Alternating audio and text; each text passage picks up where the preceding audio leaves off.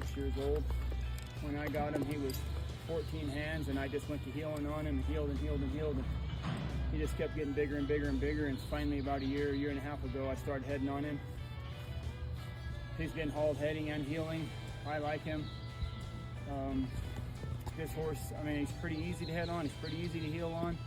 Doesn't want to get short, doesn't want to duck. He'll let you go kind of as whatever speed you want.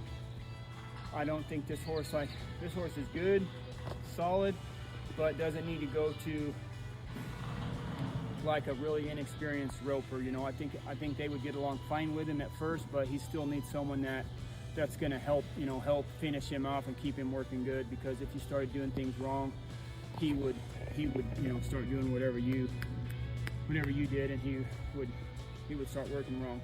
He's good in the box, but if you ran 100 fast ones in a row and didn't take care of him, I think you could get him nervous in the box. But he's good in either box. He's easy to rope on. That's about it. I've hauled him to jackpots. I rode him in the 14 roping. I've never rode him in an open roping, but he's been hauled from the 14 down to my boy has ridden him in the 8.